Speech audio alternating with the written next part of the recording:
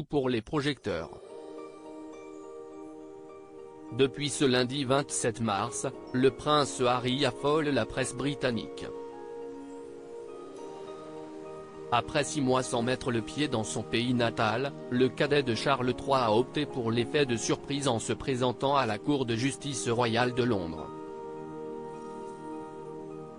Venu assister à 4 jours d'audience censés déterminer si un procès opposant l'époux de Meghan Markle et 6 autres célébrités à l'éditeur de presse Associated Newspaper Limited est nécessaire, le fils de Lady Diana aurait-il calculé cette apparition ? Dans le Télégraphe du jour, la question se pose étant donné que son père devait normalement se trouver en France pour une visite d'État. L'exilé américain voulait-il faire de l'ombre au monarque ? Ce qui est sûr, c'est que le père d'Archie et Lilibet Diana n'a pas eu le choix concernant la date des audiences préliminaires. Cependant, aucune des personnalités ayant porté plainte n'était obligée d'y assister. Harry savait tout de même parfaitement que Charles III serait occupé outre-Manche, avec son premier voyage officiel en qualité de souverain, souligne le journal anglais.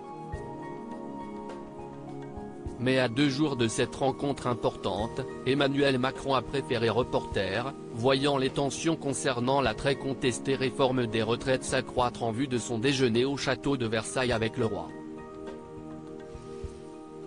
Supérieur à Prince Harry et Camilla, retour en images sur une relation mouvementée. Harry voulait-il perturber l'opération séduction de Charles III en France ?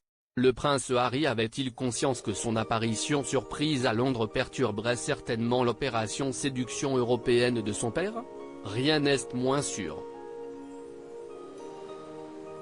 Mais Buckingham Palace aura sans aucun doute noté l'étrange coïncidence, peut-être pensée dans le but d'éclipser Charles III. Dans ce cas-là, un point de non-retour semble avoir été dépassé dans la relation père-fils, largement distendue depuis 3 ans avec l'exil volontaire de Meghan et Harry aux États-Unis. Il faut dire que de nombreux événements notables sont venus compliquer les liens entre les Sussex et les membres de la couronne depuis les funérailles d'Élisabeth II, en septembre 2022.